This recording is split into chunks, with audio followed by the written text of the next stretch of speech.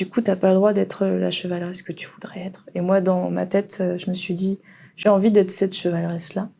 La sensation, justement, de plus appartenir aussi. Enfin, il y a plein de rapports très complexes et paradoxaux avec notre corps, le corps. Et donc, le corps, en tant que société, est aussi important à comprendre. Comment l'artiste n'a pas ses lettres d'or? Enfin, à quel moment on ne revalorise pas? Mais... Là, c'est le lieu du podcast. Du coup, on est en mode podcast. Du coup, ce canapé n'est jamais utilisé. Non, je rigole. Bonjour et bienvenue dans ce nouvel épisode de Sous ma peau, un podcast qui place l'humain au centre de chaque conversation. Aujourd'hui, on se retrouve pour un nouveau portrait d'artiste en compagnie de Valentine Cotte. Je suis trop heureux, vraiment. Je vous le dis, je me suis habillé en conséquence. Vous allez comprendre pourquoi. Et du coup, là, je te laisse un petit peu te présenter comme tu le souhaites. Trop bien. Merci de m'inviter dans ton podcast. C'est trop chouette. Plaisir. C'est trop cool. Bien sûr, l'outfit me parle. Nous en parlerons tout à l'heure, mais incroyable. Merci. Et écoutez, moi je m'appelle Valentine Cotte. Je suis artiste à Strasbourg. Ça fait déjà 10 ans que je suis là. Et on va dire, j'ai fait l'école Estienne à Paris, en gravure. Donc je venais plutôt du dessin à la base, en fait. Et c'est un peu comme une sorte de matrice qui m'a suivi un peu toute ma vie. C'est encore un truc que je fais tout le temps, en fait.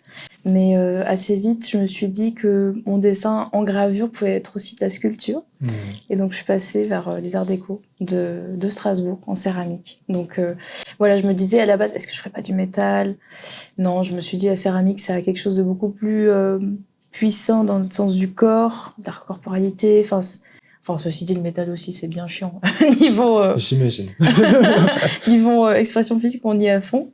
Mais le céramique, ça a quelque chose de plus doux et de plus vraiment animal presque. C'est un peu étrange. Et donc voilà, moi je fais plutôt des œuvres en porcelaine, ou en gravure, ou en dessin, ou en performance. Je fais un peu de drague sur les côtés, comme on disait. Et donc je suis artiste pluridisciplinaire, voilà, on peut dire ça. Voilà. Trop intéressant. Voilà. et c'est vrai que c'est dans les notes que j'ai écrites. C'est vrai qu'il y a souvent ce mouvement qui est revenu du dessin du 2D à la 3D à chaque fois. Enfin, c'est comme si t'avais trouvé une extension. Enfin, c'est pas différent. Je sais pas trop comment expliquer. C'est deux médiums différents, mais dans ta pratique, c'est comme si c'était une suite logique. Enfin, tout à fait. Ça, je me suis pas trompée. Non. Ok. T'es tout bon. Non, carrément. Trop en fait, cool. pour moi, c'était ce que je disais, la suite logique, en fait, parce que ça coulait de source qu'un dessin, c'est une dimension que tu crées avec 0 dimension. Mais avec la gravure, en fait, ton trait devient un relief. Parce que il est creusé dans une plaque en métal, du coup, en général. Enfin, moi, ce que je fais, c'est-à-dire de l'eau forte. Okay. Mais ça peut être aussi pour de la xylogravure sur bois, etc. J'ai appris toutes les techniques à Estienne, de toute façon. Donc, voilà, j'ai tout appris. Et je me suis spécialisée, moi, dans la taille douce, donc l'eau forte, c'est-à-dire le fait vraiment de graver sur du métal. Ok. Voilà. C'est trop intéressant. Ouais, mais ça te plairait. Mais faudrait que tu digues un peu le truc, ça pourrait te plaire pour ton style aussi. Ah ouais, même par rapport à ce que t'as pu voir de moi, ça pourrait être une extension aussi intéressante et tout. Ouais. Ok. Bon. Moi, j'adore dire aux gens, faites de la gravure parce que c'est tellement sous-coté.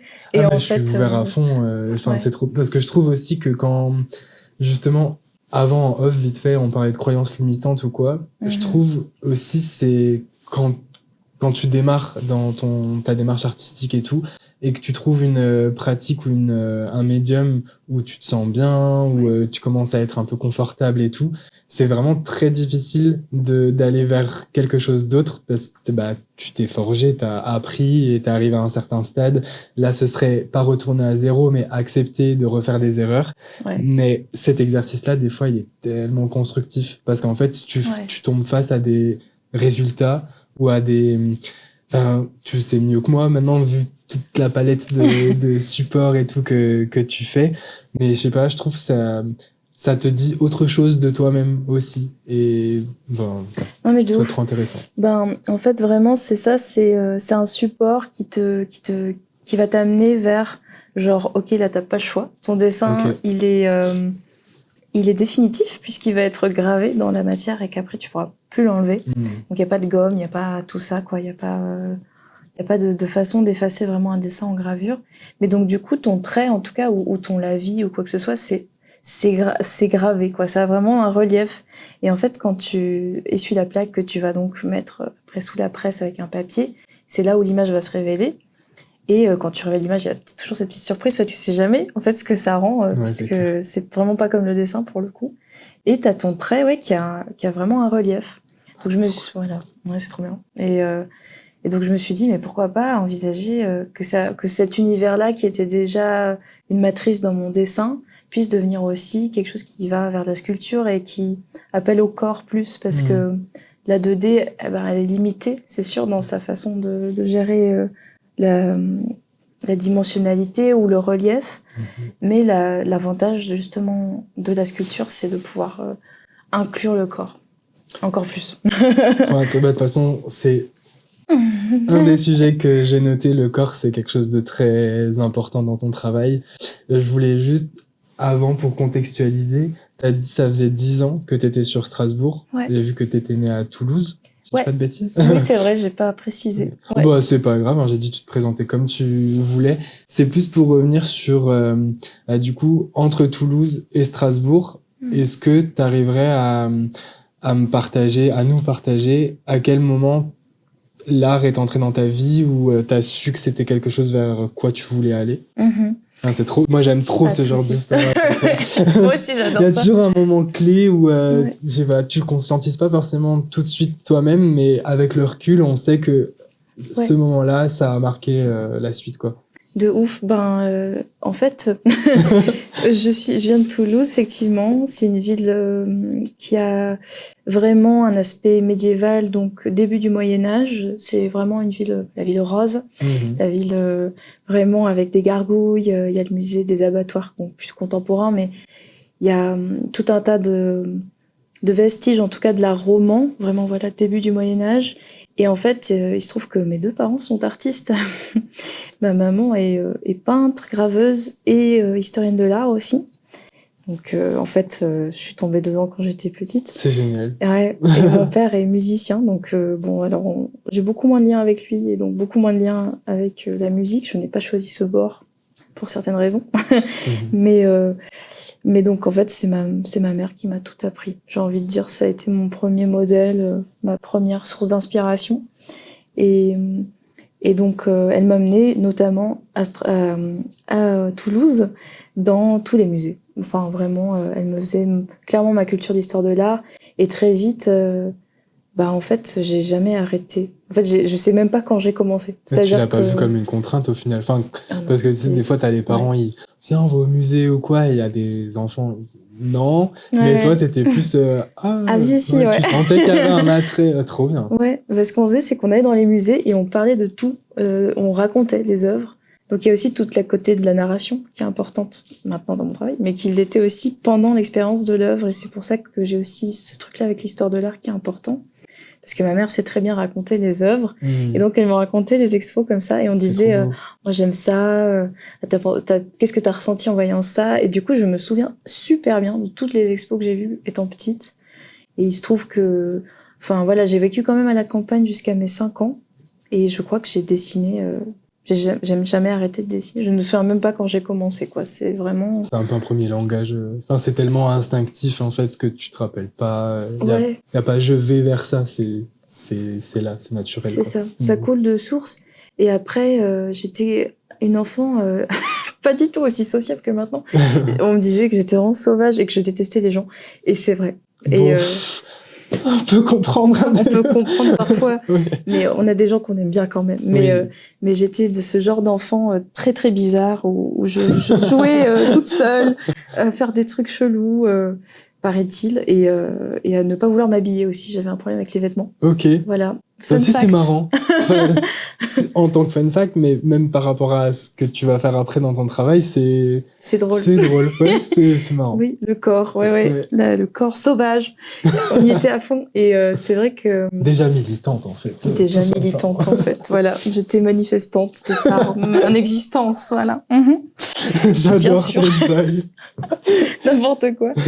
Et genre, ouais, c'était fou. Et je me sentais très libre. Et voilà, j'étais un enfant qui adorait la solitude. Voilà. J'adorais la solitude. Et je crois que ce truc-là, ça m'a mis dans mon monde, mais très rapidement. Et du coup, j'ai toujours été dans une vision très précise, visualisation très précise de ce qu'était mon univers.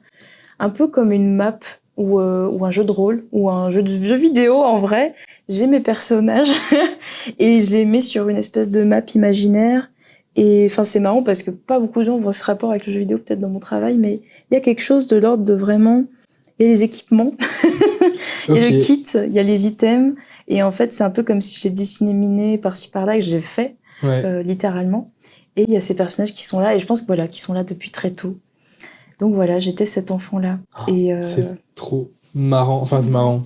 Pas dans le sens mais ça me fait penser je me permets de partager des pensées un peu perchées des fois parce que j'ai capté que souvent les invités elles sont assez ouvertes à ça.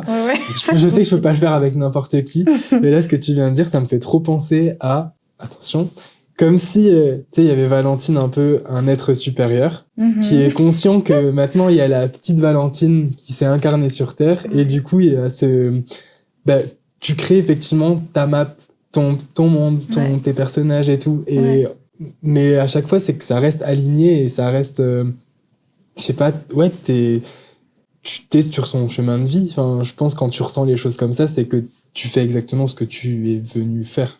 Quelque part. Ce que tu disais, est-ce que c'est venu comme ça? En fait, de plus en plus, je me rends compte que je ne pourrais pas vivre sans. C'est une question vitale, ce qui est bizarre, hein, mais... Enfin, c'est hyper cliché d'un artiste de dire ça, mais pour moi, c'est super vrai. Ici, c'est pas bizarre, je pense. Non, c'est clair. Non, je comprends. Mais il y a ce truc de, en fait, ça c'est Björk qui le dit, même pour David Lynch, tous mes bébés chéris, je les aime, on les aime, The Goats en fait. Mais qui disait, oui, je serais incapable de pas faire de l'art parce que ça équivaut à comme si je buvais, comme si je mangeais, comme si je vivais, quoi. C'est vraiment un truc de... En fait, c'est presque... Enfin, c'est vraiment très cliché. Mais du coup, c'est vraiment très cliché. Mais Ce sera le titre du vraiment très cliché. Mais j'avais... En fait, dès que j'ai une idée en tête, l'image de la pièce vient et m'impose de la faire. I have no choice. Et vraiment, ça me dit, tu vas aller mal tant que tu n'auras pas fait cette pièce. Et du coup, je suis en mode genre, oh my god. Et voilà, par exemple, nous allons peut-être en parler, la Côte de Maille que j'ai réalisée. Bien sûr. C'était littéralement ça. Et donc, c'était en mode genre, tu vas bosser maintenant. Et puis genre... Tu l'as vu dans ta tête? Ouais. Tu savais que ça allait ressembler à ça? Ouais. C'est fou. Ouais. Ça, pour les différences de récits et tout, c'est vrai que il y a beaucoup d'artistes qui disent ressentir cette urgence ou ce truc de en fait si je fais pas je suis pas bien, mais ils ont pas forcément cette projection déjà. C'est rigolo. Ça dépend des gens. Moi très vite j'ai l'image, c'est pour ça que je dessine justement à chaque fois. C'est pour ça que le dessin est important encore dans ma vie. Mais il y a cette étape de je visualise, je le dessine et je le fais. Et donc, peu importe le temps que ça prendra, mais il faudra le faire, quoi. C'est une nécessité absolue. Je ne peux pas... après, si tu mets esclave. plusieurs semaines ou plusieurs mois, c'est pas grave. Enfin, ça, tu vas pas te rendre malade. C'est ok parce que t'es quand même dans l'action, dans le faire, quoi. Tant que je fais, ça va. Mais c'est vrai que... intéressant. Il y a beaucoup d'artistes qui sont plus dans le process. Et ça, c'est un truc... Trop, quoi. Je suis vraiment genre... Mais c'est peut-être le dessin aussi, c'est ce truc de finalité où t'as besoin d'un résultat quand même. Ah, c'est possible. Ouais. Ouais, c'est vrai. Oui, parce que c'est rare quand on commençait à dessiner ou quand on était en train de faire, je sais pas, un portrait de quelqu'un, quoi que ce soit, de t'arrêter en plein milieu et te dire, c'est une recherche. Non, ouais. C'est frustrant. Ouais, je comprends. C'est super frustrant. Non, j'y arrive pas. Mais vraiment, je suis en mode genre, ok, j'ai cette idée en tête, on va y aller direct. Et c'est vraiment mon côté un peu chevalier, justement, genre, on va attaquer la matière, clac, clac, et puis on va le faire, et puis peu importe. Après, c'est beaucoup plus délicat parfois, bien évidemment. J'imagine. Mais il y a quand même cette espèce d'idée nécessaire, voilà. Moi, c'est trop intéressant. Ouais. Je pense que je savais pas. Mais du coup, aussi, ça te met je sais pas, il y a comme une petite, une étoile qui te guide. Enfin, il y a dans ta tête, tu sais que, bon, le résultat plus ou moins que je veux atteindre, c'est ça. Et du coup, après, t'as pas 36 000 truc qui rentre dans ta tête, qui va te perturber ou qui va changer la finalité ou quoi que ce soit. Tu vas juste essayer de mettre en place tout pour arriver à... Ouais, c'est ça. Je suis assez Ok. décisionnaire sur ce truc-là. J'ai mon idée, on va la faire, quoi. Putain, c'est fou. Enfin, c'est fou. C'est super intéressant d'avoir ce cas-là. D'ailleurs, on l'a remarqué, je pense, à différents moments, il y a un champ lexical qui ressort beaucoup. T'as dit, par exemple, chevalier, médiéval, code de maille, tout ça. Tu t'appelles Valentine Cotte aussi. Yes. Il y a peut-être Mais un ça y est. truc... Il y a peut-être un petit truc. Il y a peut-être un petit truc. Je sais Ouais. pas si tu veux en parler déjà ou si tu veux À fond. expliquer comment t'es allé vers ça. Ça Ouais. dépend à quel moment c'est arrivé le plus tôt. Ben, en fait, le déterminer, je saurais pas quand. Une fois de plus, c'est un peu comme le dessin. Je pense, en vrai, le fait de voir beaucoup d'architecture, beaucoup d'art, en fait, j'ai vraiment un capital culturel méga stylé. Pas À forcément Toulouse, c'est très financier, médiéval mais... aussi. Pardon. Bah, du coup, c'est au C'est médiéval. ce que tu disais C'est, avant. Bah, mais, au médiéval. Oh, je sais plus. C'est C'est comme le Bas-Rhin et le Haut-Rhin. Ah, ok. Voilà. Mais en D'accord. gros, c'est début du Moyen-Âge. Du coup, je sais pas s'il est au médiéval. Mais c'est la période romane. Voilà, ce qu'on disait, roman. D'accord. Et en fait, ça fait partie du début du Moyen-Âge. Donc, en fait, c'est pas comme le gothique ici, à Strasbourg, qui est beaucoup plus flamboyant, avec des trucs hyper, voilà. Moi, j'adore, mais c'est vraiment très, très flamboyant. Ouais. À Toulouse, donc cette partie-là du Moyen-Âge, c'est beaucoup plus rugueux, beaucoup plus effacé aussi par le D'accord. temps, ne serait-ce que ça. Mais c'est beaucoup plus brut dans un sens, mais il y a déjà des apparitions de gargouilles et des choses comme ça. Donc en Ok. fait, j'ai baigné quand même dans ce milieu-là étant enfant. Et puis je pense que, en fait, bah ouais, mon nom de famille, quoi. En fait, Ah, vraiment? ouais, bah oui. C'est trop bien. Oui. Bah, en vrai, le code de maille, il vient de là. Mais c'est génial. Enfin, Ouais. je trouve que du coup, c'est là des fois on parle d'accouchement dans l'art. Là pour le coup, je trouve Ouais. que bon, encore plus avec les thématiques qui gravitent autour de ce que tu fais et tout. Mais je trouve la cote de maille, ça faisait vraiment ça c'est comme Ouais. si tu donnais un bout de toi littéralement. Enfin, en plus la Complètement. présentation, les photos, tout était sublime. Donc j'ai été très touché, mais Oh. t'en parleras mieux que moi. Merci. Mais ouais, franchement, ça me fait trop plaisir. Mais non, cette pièce-là, en tout cas, cette technique-là, du coup, de la cotte de maille en porcelaine, que j'élabore beaucoup dans mon travail, c'est totalement inspiré d'une phrase de mon père qui disait cotte comme cotte de maille quand j'étais petite. Ok. Et donc, bah, étant petite, j'ai fait genre ah mais on était peut-être des chevaliers et tout, c'est trop stylé. Et genre en mode genre ou alors on était des gens qui faisaient les cottes de maille, on les portait, c'est trop bien. Et en fait, c'est aussi un peu ce truc qu'on refuse aux personnes sexisées, tu vois. Et l'éducation des petites filles, c'est vraiment genre en fait, tu vas t'effacer, tu vas être empathique, tu vas écouter, tu vas faire des enfants puisqu'on te donne des petites poupées, tout ça.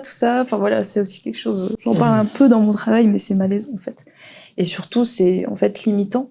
Alors que du coup, t'as pas le droit d'être la chevaleresse que tu voudrais être. Et moi, dans ma tête, je me suis dit, j'ai envie d'être cette chevaleresse-là. Et donc, I was like, ok, let's go. Vous êtes tellement plus... oui. Enfin, dans ma vie, j'ai été beaucoup plus souvent sauvé par des femmes que par des hommes. Hein. C'est vrai. No shade. No shade, mais Mais- les cis hétéros. Non, mais c'est man. c'est joli ce que tu viens de dire parce que j'avais noté. Après, tu me diras si transition. c'est si ça fait sens. J'ai essayé de prendre des mots un peu compliqués. Et Trop bien. ton travail, il parle aussi de narration alternative, comme par exemple via la création d'uchronies visuelles, donc des histoires alternatives du passé, pour réécrire des histoires silencieuses à la croisée de l'écoféminisme et du post-humanisme. Tout à fait. Ok, Tout à fait. trop bien. Oh là là, t'as tellement bien bûché. C'est incroyable. Ça me fait Tout trop ça plaisir. baigné dans un médiéval revalorisé. Enfin, Oui, tout à fait, c'est ça. En fait, on parle de médiéval émancipateur. Ça vient, ce terme-là, de deux penseurs, Clovis Maillet et Thomas Golsen, qui sont tous les deux historiens de l'art, et surtout médiévistes, en fait. Et Clovis Maillet, notamment, parle beaucoup du Moyen-Âge sur les relectures queer. Donc c'est un intérêt qui commence à être vraiment énorme, même au niveau de l'art contemporain et tout ça. C'est quand même une vibe, médiéval core et tout. Mais en fait, on peut faire des ponts. Alors c'est aussi une relecture, hein, donc il faut Bien sûr. temporiser. Ça veut pas dire que le Moyen-Âge était forcément ouais, les meufs. Non. La Big Pride Non, en non. jouant. Big Pride de gueux. Trop bien les gueux, ouais, j'adore. Non, pas trop, mais au moins, il y a une possibilité de relire l'histoire de cette façon-là. Et donc, Chloé Ismaïl, notamment, a écrit sur, par exemple, les genres fluides. C'était, par exemple, Jeanne d'Arc, genre trans dans le placard, pour un point d'interrogation, tu vois. Ah ouais. Ouais, parce qu'en fait, Bah, c'est vrai, en c'est une fait. personne qui s'habillait en homme. Oui. On n'est pas sûr si elle avait même ses menstruations, selon Ok. des rapports de guerre. Donc, on ne sait pas si ça veut dire que c'était une personne intersexe ou quoi, Ouais, c'est vrai. ou juste le traumatisme de la guerre, possible aussi. Mais bref, en tout cas, quelqu'un qui, en tout cas, se revendiquait différente dans ce monde-là, de cette société répressive, bien évidemment, mais qui, quand même, avait une perception du genre très différente. Par exemple, les 3 genres officiels, donc les 3, du Moyen-Âge, c'est donc homme, femme et intersexe, c'est-à-dire hermaphrodite à l'époque, ça se disait comme ça. Ça faisait partie des genres officiels. T'es en mode genre. Et après, on a décidé que les parents allaient choisir si, de pratiquer des potentiels. Non, les hermaphrodites restaient hermaphrodites. Ah, ok. Pas de souci.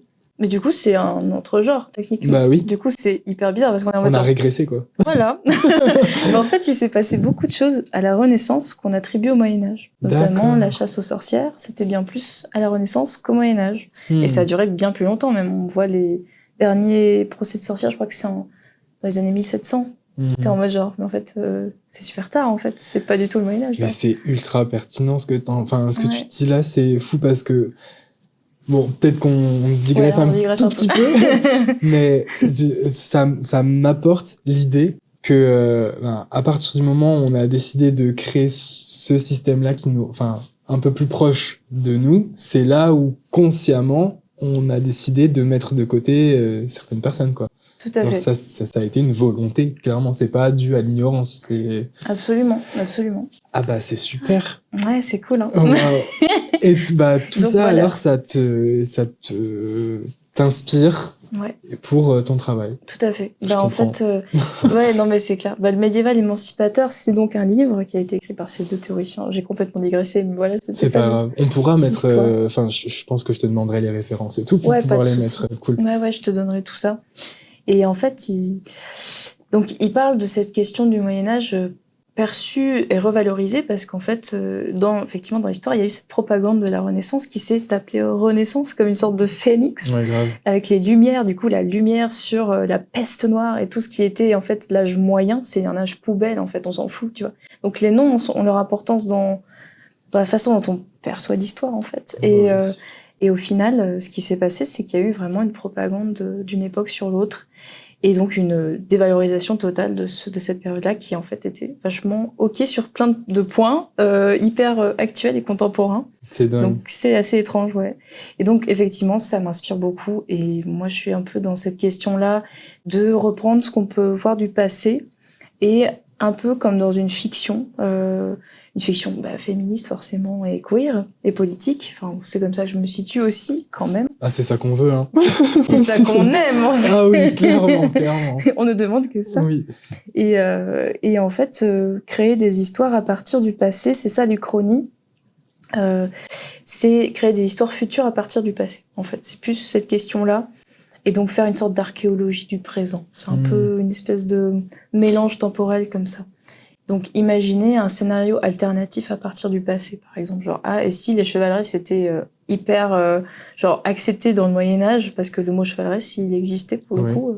Donc c'est comme écrivesse, peut-être pas écrivesse, enfin bref, il y a d'autres trucs comme ça, où c'était un peu admis Qui et la langue française avant, ça fait plaisir. Ça m'énerve, mais ok. C'est énervant, ouais. Mais du coup, voilà, est-ce que il y aurait pu avoir des chevaleresses, ou est-ce que on pourrait, en tout cas dans mon cas, toute l'idée c'est de parler d'une force de la vulnérabilité via la question de la réappropriation des armes, et donc du coup de la cotte de maille, via mon nom, et de l'armure, du plastron, même des images symboliques du Moyen-Âge, les lettrines, tout ce qui est images et symboles et objets de pouvoir. J'ai envie de les réapproprier et de les transformer pour dire ça suffit les gars, on va se calmer un petit peu. surtout en ce moment.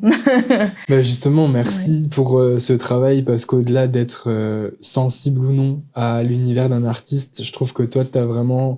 Enfin, c'est un travail au-delà du pur esthétisme. C'est, comme tu le dis, c'est en lien direct avec l'histoire.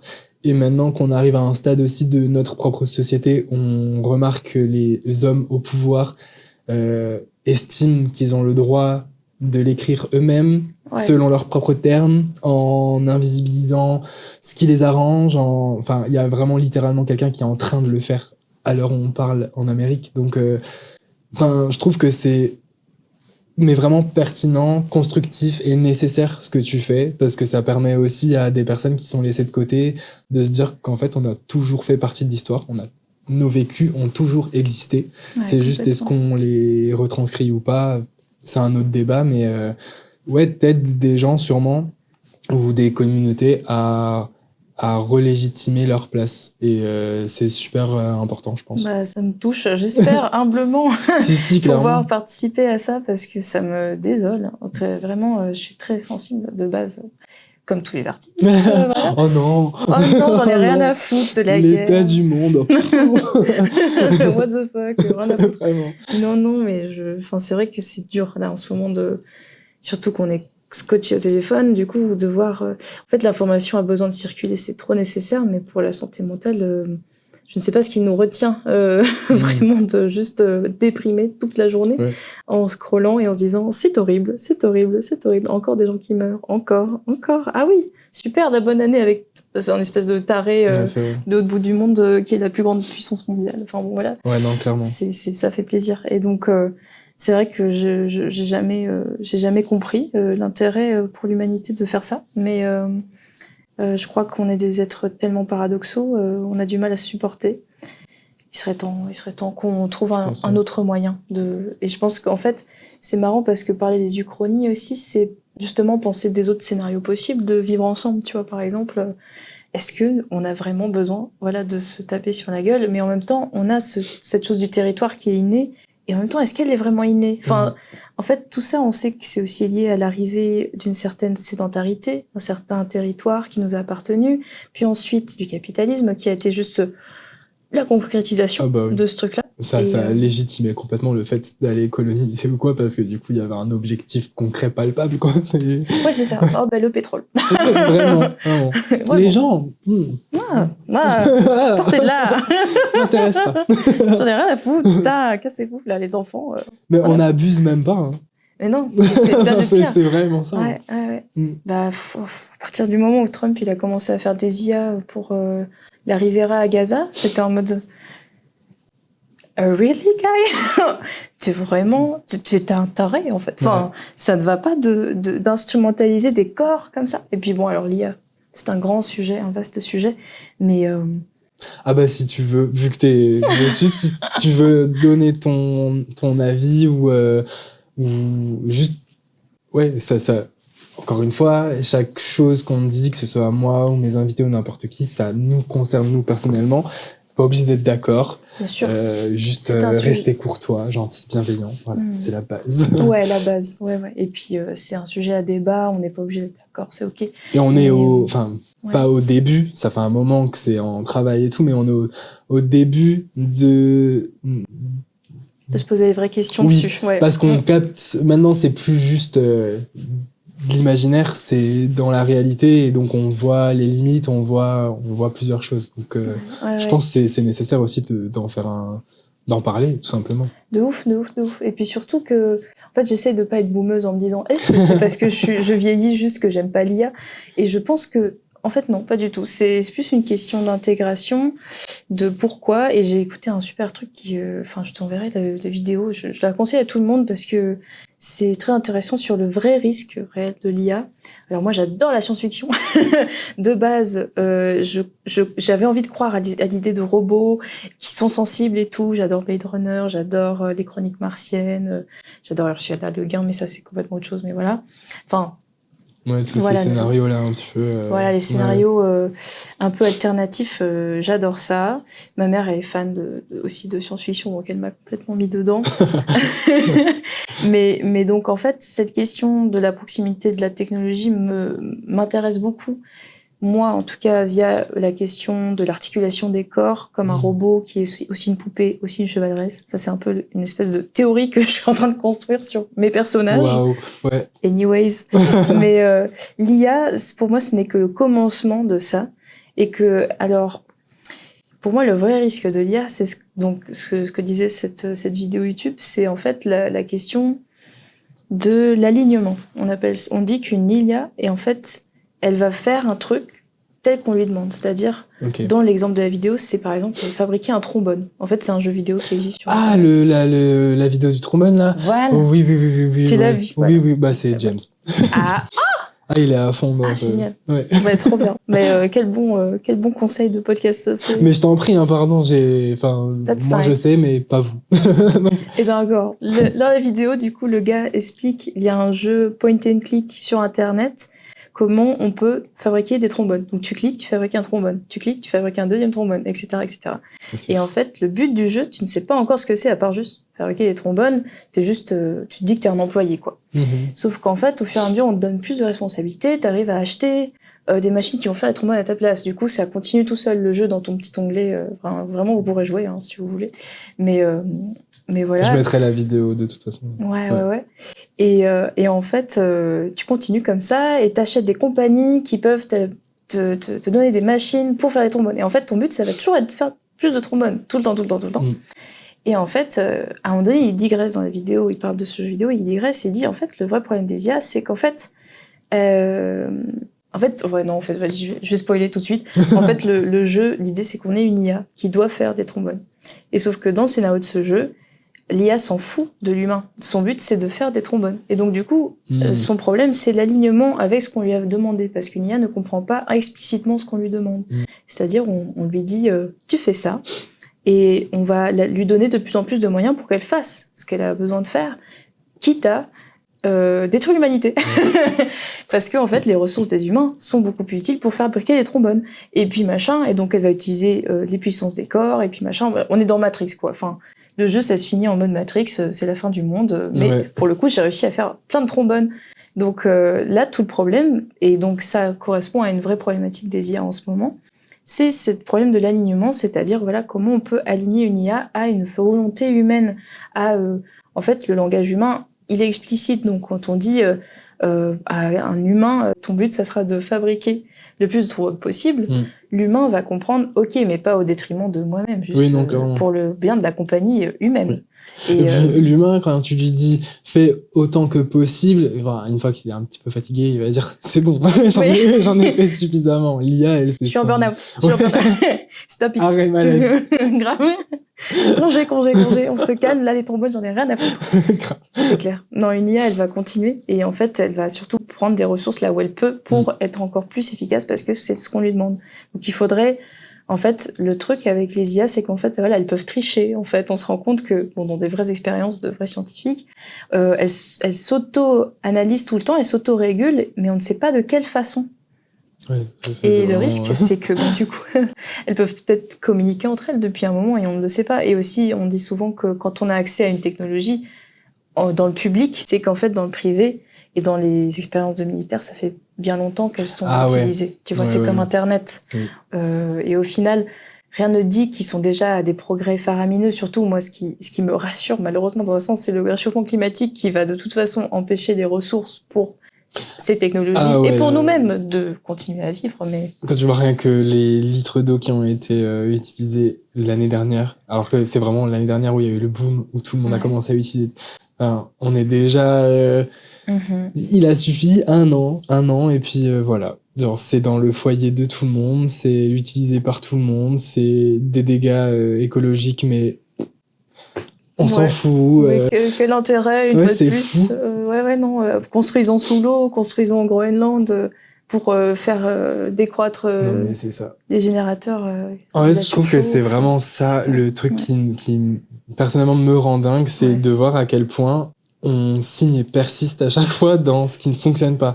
Oui, mais on va trouver une solution pour réparer. J'ai choisi ce mot pas pour rien. Pour réparer. Mais venez, on fait pas de la merde comme ça, on répare pas après. Enfin, c'est fou. Après, je sais, ça va demander tout un changement de système. Mais c'est, comme tu l'as dit avant, c'est plus possible. Il faut maintenant qu'il y ait une responsabilité individuelle pour une retombée collective, sinon... c'est plus ou moins la fin de l'humanité. Ouais, Mais en fait, je pense, en tout cas, de façon là, maintenant, tout de suite, en fait, ça avance tellement vite que c'est ça qui fait peur. ouais. Mais dans le fond, c'est pas que c'est bien ou que c'est pas bien. C'est juste que on l'utilise de façon nulle. C'est-à-dire que là, je crois qu'on est arrivé à un point où il y a autant, voire plus de vidéos générées par IA que de vidéos générées par humains. What? Ouais. C'est dystopique. Mais c'est là, C'est ouais. ouf. Ouais. Wow. Ah, c'est mon copain qui me disait ça. Et je trouve ça, j'étais en mode genre, attends, les vidéos de faux chiens, là, qui se battent contre des enfants ou qui sauvent des enfants, et tout le monde, et les grands-parents, ils sont, c'est incroyable. Ouais. Genre ça, il y en a plus que dans toutes les vidéos humaines réalisées. Mais c'est dingue. C'est dingue parce que vraiment pour des petits trucs comme ça, juste pour faire rire un peu gadget sur le moment, on surconsomme encore une fois. De toute façon, il y a un truc à l'être humain, il faut qu'il comprenne l'équilibre, les limites, les excès. Enfin, il y a plein de termes qui ne sont pas Pas intégrés encore. Non, pas encore. Non, c'est on n'y pas arrive encore pas. ça. Et il y a quelque chose de, je pense, de grisant pour les gens qui sont à fond dans ces technologies, de continuer et voir, Ouais. oh, ça va nous échapper, c'est super. Et t'es en mode genre, bah non, mais bon. Mais joue tout seul à un truc qui peut te faire du mal à toi, au pire, pas à moi. Enfin. C'est ça. C'est Ah ça. là là. Bah, c'est comme si on était le terrain de jeu de ces puissants, en fait. Oui. Et que c'est marrant pour eux de voir comment ça s'auto-alimente et machin. Et aussi, alors ça, c'est très important. Je pense que l'utilisation de l'IA rend stupide. C'est réel, en fait. C'est ce truc de, en fait, ça t'empêche de faire des connexions neuronales de toi-même. En fait, c'est des choses que t'apprendrais dans un livre, mais même avec Internet, genre Google, les IA existent déjà, ok, bien sûr, mais à une certaine mesure, quand c'est quelqu'un qui te fait un prompt de tout ce que tu dois faire, bah, tu vas lui faire confiance. Et donc, en fait, tu vas pas créer ces relations dans ton cerveau qui sont nécessaires à juste l'agrandissement de la culture et de ton propre chemin neurologique, j'ai envie de dire. Mais je pense que c'est ça qui est compliqué aussi, c'est la confiance qu'on lui accorde. Et vraiment juste, en fait, eux, ils vont arrêter de regarder des vidéos IA, les gens qui les font. Oui. Ils vont rester dans leur capital culturel, leur capital financier, pendant que nous, justement, on va se débiliser, idiocratie, quoi. Enfin, vraiment. Ah, mais oui, mais on est à fond dedans. Ouais, c'est ça. Donc, si on veut conserver un tant soit peu de bon sens critique, aussi la fausse information, bien sûr, pour moi, c'est un énorme risque de l'IA. Eh ben, il faut s'en préserver en essayant juste de continuer à se renseigner de soi-même et s'en protéger le plus possible. J'essaie de m'entraîner, moi, avec les vidéos qui disent comment regarder si c'est de l'IA ou pas. Ah ouais. Et je suis en mode genre, punaise, parce que parfois je me suis fait avoir. J'étais en mode genre, I'm a grandma! Mais je crois qu'on peut mettre sur certains sites, on peut mettre des filtres maintenant. Enfin, il y a marqué pas d'IA ou notamment Pinterest, je crois, un truc comme ça. Parce que il y a beaucoup de gens, d'artistes ou quoi, qui font leur moodboard via des sites comme ça. Et ils se sont fait reprendre parce qu'il y avait des trucs générés par IA. Et du coup, maintenant, je crois, ils ont rajouté, mais après, j'ai que Pinterest en exemple. Je sais pas si c'est sur d'autres sites, mais où c'est des banques d'images ou en tout cas du partage aussi d'autres créatrices et du coup tu peux enlever la fonction. Ça, c'est bien. Parce que sinon, comme tu l'as dit, c'est submergé de que ça et tu sais plus. C'est trop chiant. Ouais, c'est complètement perdu. Enfin, moi je dis pauvre vieux, quoi. Enfin, les personnes qui se font avoir, les pièges à boomers, c'est quand même horrible. Enfin, dans le fond, c'est marrant 2 minutes, mais c'est pas drôle. Enfin, quand ça attaque à des vraies informations et quand tu vois qu'un président américain il les utilise, tu te dis ça commence à devenir un peu trop sérieux. J'aime pas ça. Enfin, vraiment. Non, pas du tout. Anyways, c'est l'IA. Voilà. Bah du coup, pour revenir à quelque chose de peut-être, c'est pas sûr, plus positif, mais pour garder quand même. Là, on vient de parler de IA, donc ce qui est intelligence artificielle. T'as beaucoup parlé à l'inverse. Enfin, je vais le mettre en opposition, mais de corps. D'humain aussi, enfin de chair. Est-ce que tu as envie de parler un petit peu plus de ça, de ce sujet ou de ce thème qui revient dans ton travail? À fond. Le corps, c'est ma vie. C'est tout l'objet de mon travail. C'est trop beau. Ouais. Le corps, c'est ma vie. Parce que c'est un peu... je suis perché. Bah, c'est ta maison. Et du coup, j'étais en mode, oh, c'est trop mignon, elle prend... Voilà, bon. Non, mais je relate à fond. Le corps, c'est la vie. C'est la maison. Bah oui. C'est notre habitacle, en fait. On est en POV permanent de la vie. Et parfois, alors moi, j'ai fait beaucoup d'expériences de déréalisation et de dépersonnalisation. C'est le truc qui m'est arrivé dans la vie. J'ai pas d'autres diagos, des trucs comme ça, mais par l'hypersensibilité commune à notre milieu.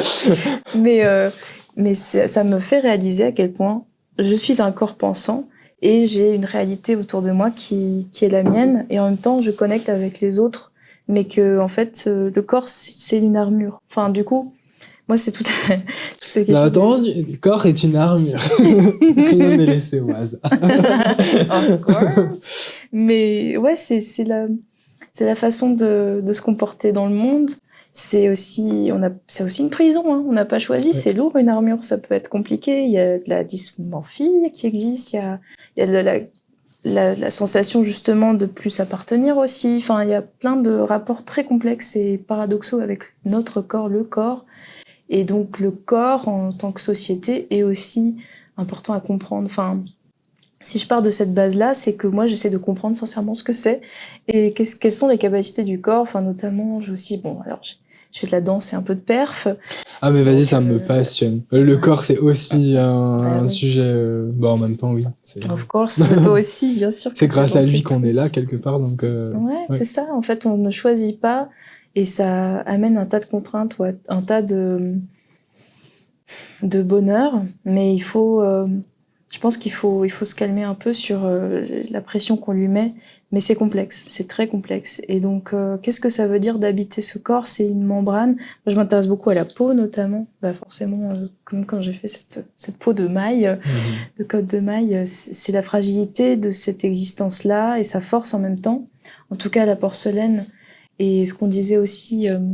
le fait d'utiliser moi j'utilise, en tout cas je fais des processus très très longs, voilà, de maillage, d'assemblage, oui. Voilà. Je pourrais mettre une photo à l'écran ou pas? Bien sûr. On peut se rendre compte, parce que quand on se dit code de maille, céramique et tout, je pense que c'est compliqué à imaginer, mais quand on voit la photo, c'est impressionnant quand même. Merci. C'était long, j'ai perdu des points de vie. J'imagine. Mais c'était hyper intéressant. Enfin, c'est aussi faire des liens avec des gens et donc revenir à un artisanat. Voilà ce que je voulais dire. Le corps, c'est aussi ça, c'est éprouver la sensation de faire quelque chose pendant longtemps alors qu'on est dans un flot d'images continues, que ça soit de l'IA ou non, et dans un flot de consommation. Et parfois, voilà, c'est pas tout à fait de la méditation, mais c'est de rentrer dans une transe. Parfois, c'est désagréable aussi, hein. Il y a des moments où je pense à des choses et ça me fait pleurer. Je me dis, ouais, avec mes petites mailles. Puis en fait, je suis en mode genre, c'est super. Et puis, je pense à quelqu'un d'autre, genre, merci. L'arbing, thérapie, en fait. Mais vraiment. C'est tellement, ces moments-là, je les chéris vraiment, parce que justement, je trouve que c'est vraiment une preuve d'amour que tu fais envers toi-même, où t'as trouvé un domaine, un secteur, l'art, notamment là avec la côte de maille, on va prendre cet exemple. Mais pendant que tu fais, il y a ce processus de création extérieure, mais tout autant que intérieur, et tu grandis et tu comprends, et en même temps que tu fabriques quelque chose, que t'es en train de matérialiser quelque chose, il y a autre chose qui se matérialise en toi aussi. Et je trouve que c'est ce dialogue-là qui à chaque fois, je suis surpris, tu sais, quand ça t'arrive et que par exemple, j'ai fini une toile, je me dis, est-ce que je vais retomber dans cet état de conscience ou quoi?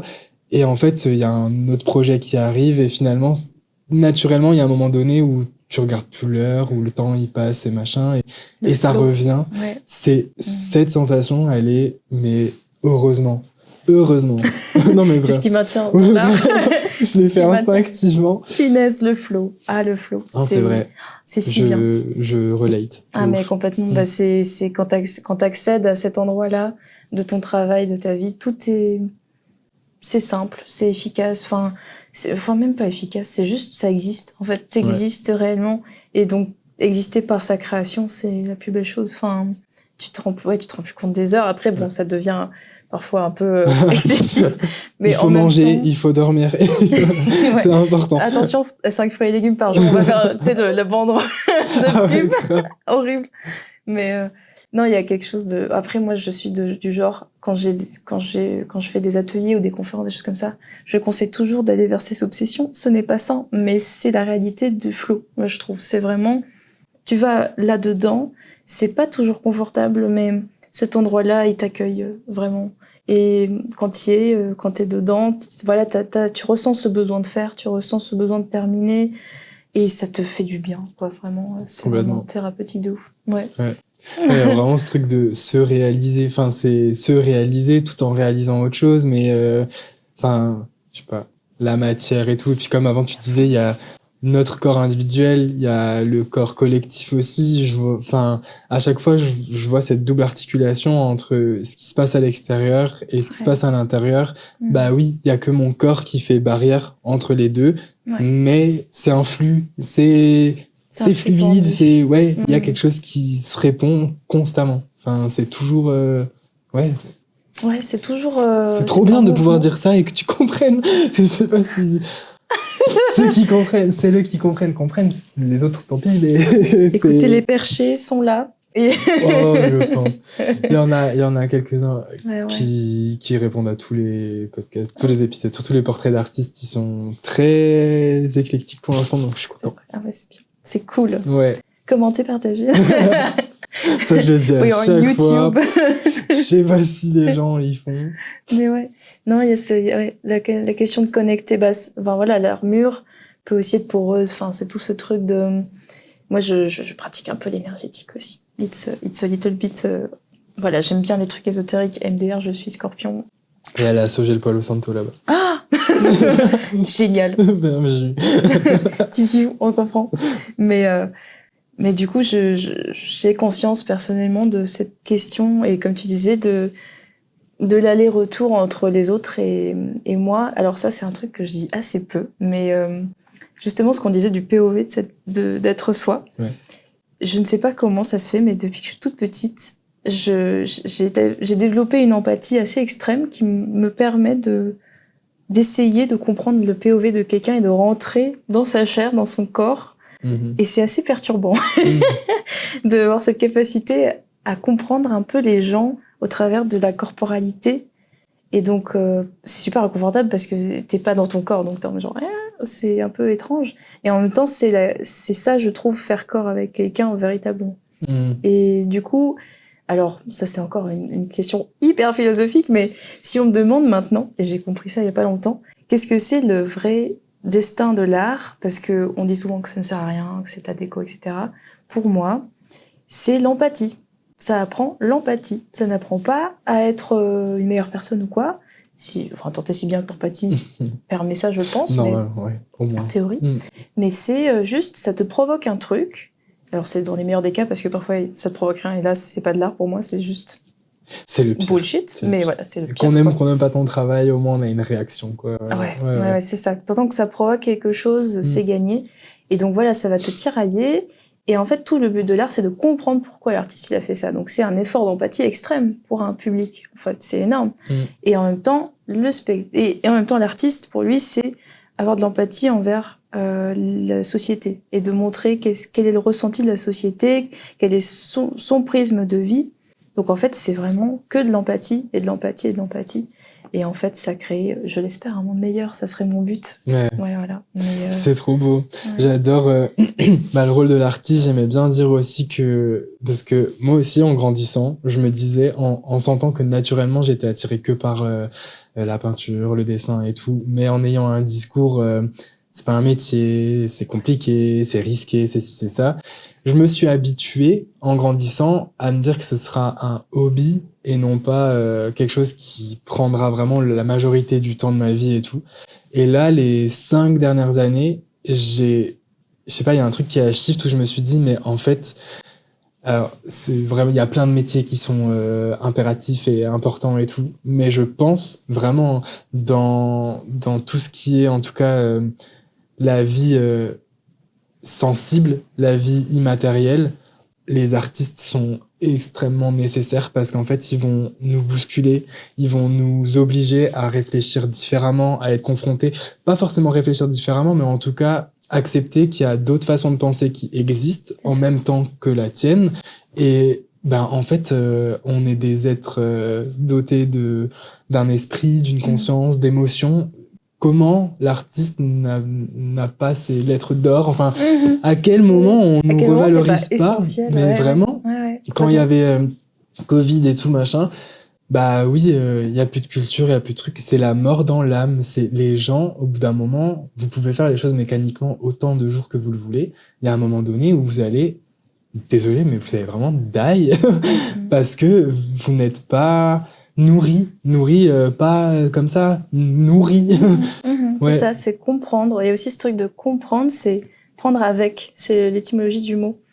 Ah ouais? En fait, c'est comme un câlin. Prendre avec, c'est comprendre, c'est prendre avec. Ouais.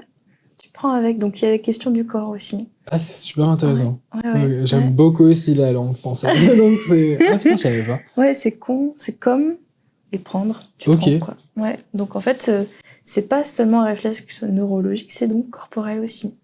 Et c'est clair que l'art non essentiel, moi, ça m'a fait péter un câble. Non seulement parce qu'on est artiste et que, on peut pas vivre sans. Je dis ça à nous.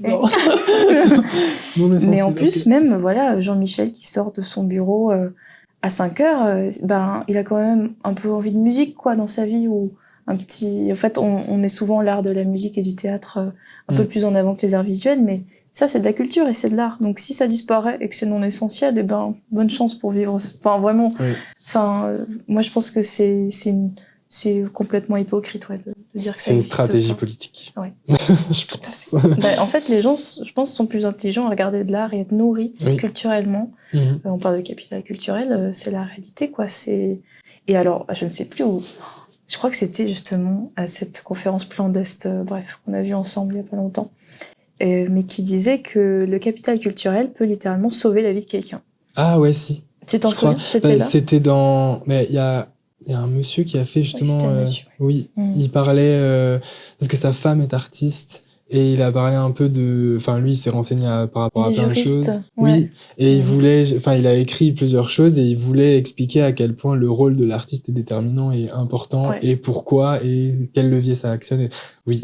Trop intéressant. Lui, j'ai pris beaucoup de notes, par exemple. Ouais, de ouf. Ouais. Mais à un moment, il disait ça. Il disait que 2 personnes avec un capital culturel différent dans un hôpital qui ont exactement les mêmes symptômes, exactement le même traitement, le même docteur, le même infirmière, peu importe, ils n'ont pas les mêmes chances de survie, si c'est une opération lourde ou que sais-je, quoi.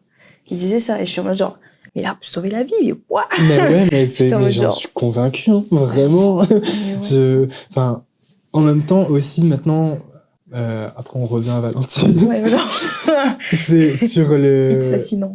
Ouais, mais en fait, c'est trop bien parce que ça montre aussi que les sujets qui nous traversent dans notre art, c'est des sujets qui ont une importance dans nos vies aussi. C'est pour ça ça, c'est une discussion qui peut prendre des heures et des heures si jamais. Clair, Mais, dans un système capitaliste et discriminant dans lequel on évolue, forcément, rendre les gens... Alors, franchement, le prenez pas mal, celles et ceux qui sont visés, mais rendre des gens plus intelligents, plus sensibles, plus ouverts émotionnellement, plus empathiques, c'est opposé à ce qu'ils attendent de nous. Parce que du coup, on va moins leur accorder du crédit, on va plus faire les choses entre nous, on va plus se comprendre, on va créer une force collective qui sera forcément à un moment donné en contradiction avec le pouvoir établi et c'est un risque énorme pour eux. Donc forcément, on va être dans des politiques où la culture est inaccessible, ou en tout cas pas pour toutes et tous, où c'est cher, où c'est... Voilà, il faudrait juste qu'on change de système politique. Si on avait quelqu'un de gauche ou quoi que ce soit, je peux vous dire que les musées, ce serait tous les dimanches, tout le monde dirait. Il y aurait une exposition, enfin, je sais pas, des festivals seraient beaucoup plus mis en avant et tout. Il faut voir à chaque fois tout ça. Oui, quand on vote, on ne fait pas que voter. On change, on peut changer une perspective de société. D'ailleurs. On vous voit. C'est bientôt, hein. Les donneurs de leçons, là.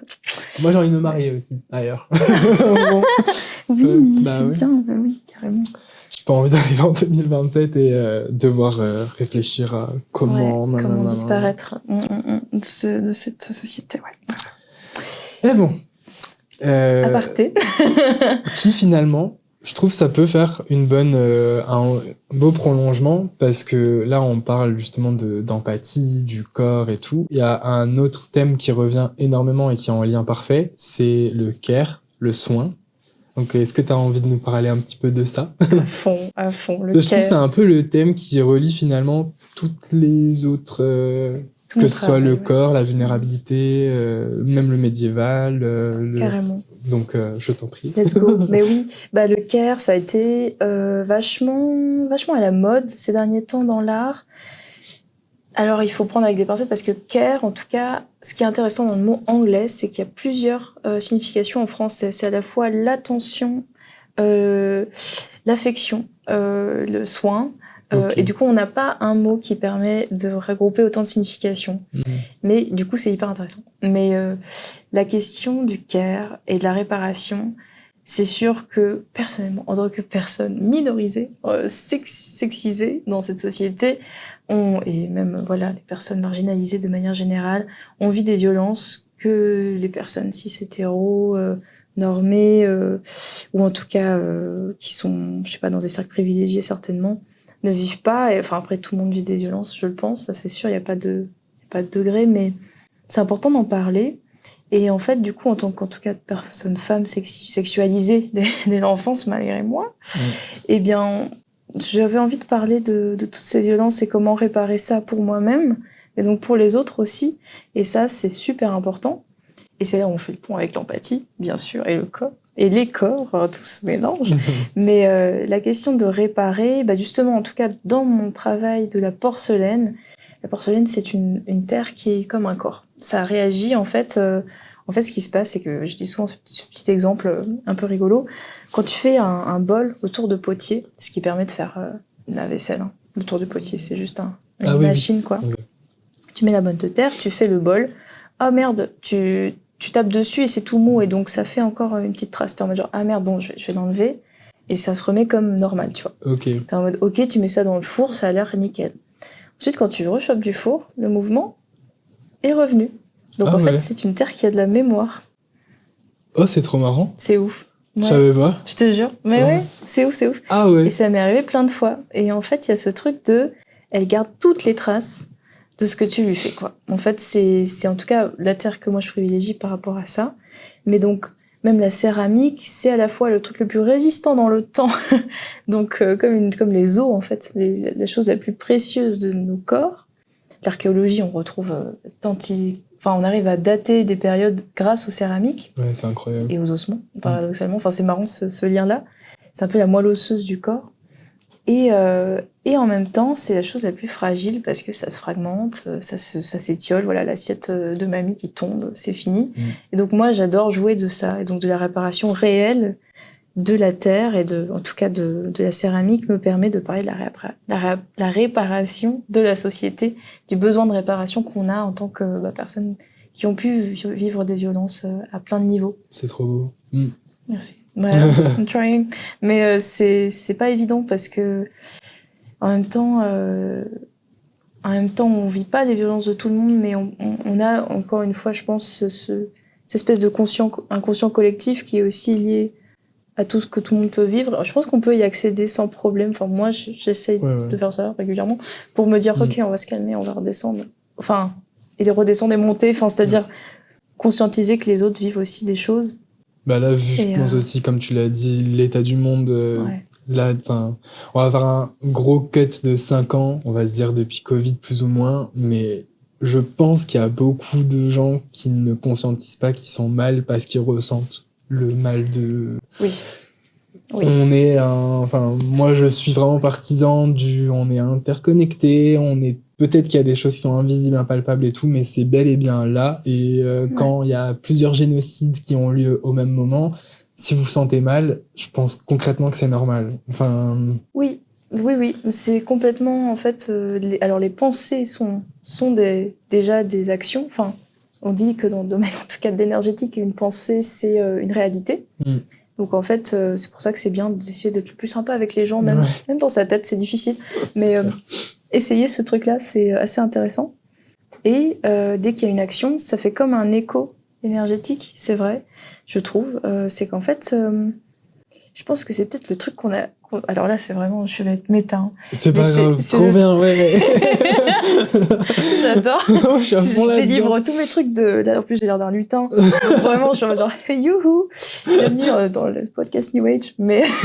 Moi, je suis trop fan. Ah ouais, j'adore. Mais je trouve que c'est ce que l'humanité a loupé. C'est la capacité d'une vraie télépathie, conscience collective, H24. Et alors, moi, j'ai une espèce de drôle de sentiment parfois qui m'arrive de nostalgie d'un temps d'avant, avant la sédentarisation, où je me disais, on était des chasseurs-cueilleurs, on avait à peu près un respect de la nature, c'était ok, je sais pas, on existait, on survivait, c'était certainement très peu confortable, et la vie nous marchait dessus à plein de reprises, mais aussi on était juste une chose parmi plein de choses, et on n'était pas juste les centres, le centre du monde. Et en fait, je pense qu'à ce moment-là, j'ai une espèce de nostalgie où je me dis, enfin c'est bizarre, hein, c'est vraiment un sentiment où je me dis, on aurait pu développer à ce moment-là, avant de fabriquer tout un tas de trucs pourris, une vraie relation d'empathie, à tel point qu'on aurait pu, je sais pas, communiquer dans les pensées, comprendre les gens de façon extraordinaire. Et je sais pas si ça serait mieux, mais non, mais je suis d'accord dans avec toi. l'idée, ça serait, enfin, les aborigènes en Australie, paraît-il, avaient des capacités comme ça. C'est un peu le mythe. Mais je le crois, moi j'ai envie d'y croire, quoi. Je me dis, ça aurait été possible, quoi. Je trouve que ça, à quel moment ça ne fait pas sens. Enfin, on l'a déjà vu, il y a des gens, ils sont capables d'exploits psychiques ou même physiques et tout, de trucs que moi j'arriverais jamais à faire, mais parce qu'ils ont développé leurs compétences. Et effectivement, comme tu l'as dit, je pense au moment où on a pris les virages, on est des corps, donc on va interagir dans la matière. Oui, certes, mais t'es un corps avec un esprit, et ça aurait été bien d'essayer de travailler ça aussi, ce muscle-là. Donc peut-être qu'on aurait des compétences physiques plus ou moins développées, mais en tout cas, on aurait sûrement un lien. Je sais plus qui disait je crois que c'est l'an 2000, non pas l'an 2000. Le 21e siècle devra être spirituel ou ne sera pas, un truc comme ça. Je sais plus qui disait ça. Je sais plus qui a dit ça, mais je vois très bien. Je le sens. Je me dis, oui, effectivement, le système qu'on a établi, on arrive à ses limites, là. Sans le reste, c'est mort. Ouais, c'est mort. C'est complètement mort. Et c'est vrai qu'il y a... Non, ça aurait pu changer le monde, quoi. Enfin, et je pense, en fait, tu peux le sentir, enfin c'est ce truc de justement tu te sens mal quand il se passe un truc autour de toi, c'est de la sensibilité, c'est de l'empathie, tout ça en fait, je pense que ça aurait été... Being a human en fait, genre... Non mais c'est vrai, on n'arrête pas d'enfoncer des portes ouvertes en se disant oui, les émotions, oui, les émotions en fait. Et oui voilà, je sais plus qu'est-ce que je voulais dire par rapport à ça, mais c'était... Oui, on est des êtres pensants qui avons le plus conscience de notre vie sur Terre. En tout cas, à preuve du contraire, on a du mal à comprendre ce que comprennent les animaux, les autres animaux que nous. Mais si on est la seule espèce pensante qu'on a eu ce don de la nature, enfin bref, cette capacité-là, j'ai envie de dire, pourquoi pas aller plus loin. Qu'est-ce qui nous en empêche? L'égoïsme et les conneries en fait dans lesquelles on s'est embourbé, je le pense. C'est vrai. Enfin, anyway, voilà.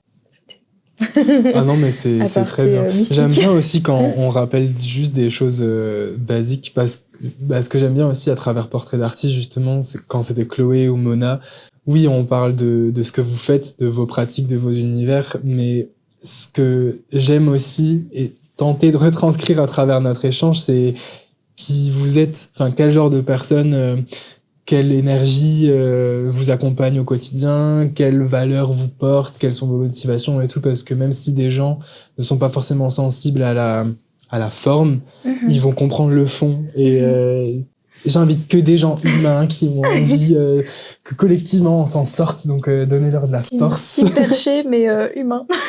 J'adore moi, team perché mais humain. C'est trop bien, mais oui. Je voulais parler parce que tu as parlé avant du care et du soin, de ton projet Penser. Ouais. Si tu as envie d'en parler, parce que je trouve qu'il est vraiment très parlant par rapport à ce que t'expliquais avant. Est-ce que tu veux nous dire de quoi il s'agit? Bien sûr, je vais expliciter pour les spectateurs. Et ben en fait, c'était mon projet de diplôme à la IR, donc à Strasbourg. Ah, ok. Ouais. J'ai commencé à... En fait, j'avais toujours ce truc avec les jouets. Je trouve que c'est des corps qu'on laisse justement, enfin tout ce truc avec Winnicott, la puissance de l'objet transitionnel, ce qu'on appelle comme ça. C'est donc un objet qu'on aime et qu'on déteste à la fois. Enfin, c'est le doudou en fait. Clairement, c'est cette étape de la vie où on se construit. En fait, on teste tout sur un truc. Et genre, du coup, genre on le maltraite et tout. Et enfin, il y a beaucoup d'artistes qui ont travaillé là-dessus. Il y a Louise Bourgeois, il y a Annette Messager, il y a... Trop stylé. The Goat. Il y a Mike Kelly, il y a tellement d'artistes comme ça qui ont travaillé là-dessus. Et le jouet, il a cette puissance d'être en fait, un moyen de dissociation pour l'enfant, mais de dissociation saine. C'est-à-dire qu'en fait, l'enfant, il dissocie tout le temps. Hyper chier. Je suis à la fois une vache et un enfant, voilà. C'est trop bien d'être un enfant. C'est trop bien d'être un enfant, c'est trop bien.